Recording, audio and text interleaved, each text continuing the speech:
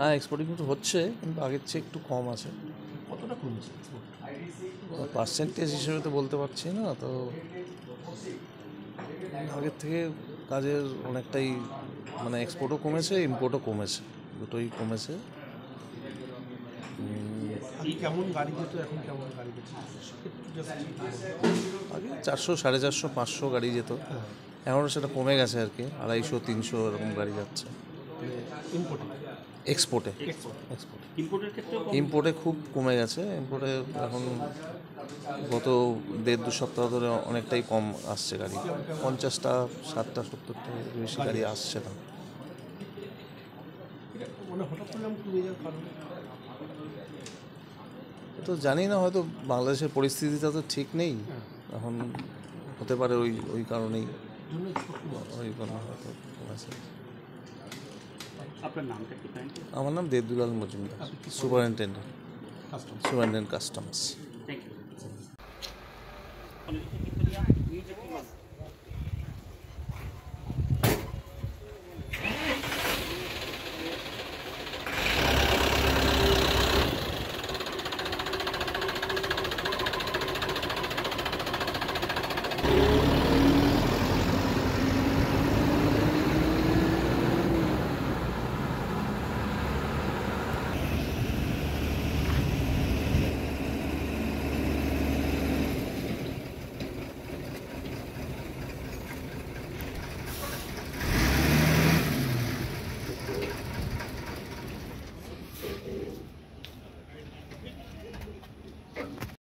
কেমন হচ্ছে এক্সপোর্ট ইম্পোর্টের বলতে, এক্সপোর্ট তো অনেক কমেছে, অর্ডারও কমেছে। বাংলাদেশ থেকে যে পরিমাণ অর্ডার আসে সেই পরিমাণ অর্ডার আসছে না বিভিন্ন রকম কারণে। অনেক ফ্যাক্টরি বন্ধ হয়ে গেছে।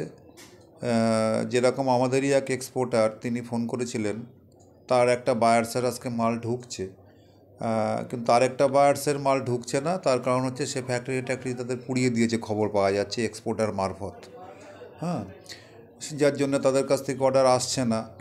এরকম বিভিন্ন অনেক ঘটনা আছে। না, আমার কাছে যতটুকু খবর আছে যে এক্সপোর্ট, আমাদের কাজও অনেক কম, আমরা কাজ খুব কম করছি। এই মানে দুই দেশের যে সম্পর্কের অবস্থান দাঁড়িয়েছে, এর জন্য কি বিজনেসের উপর প্রভাব পড়ছে? বিজনেসের উপরে প্রভাব পড়ছে কিনা আমি জানি না। একটা অ্যাভারেজ ট্রাক ঢুকছিল, অ্যাভারেজ ট্রাক যেটা ঢুকছিল সেটা যে খুব একটা কম ঢুকেছে তা নয়।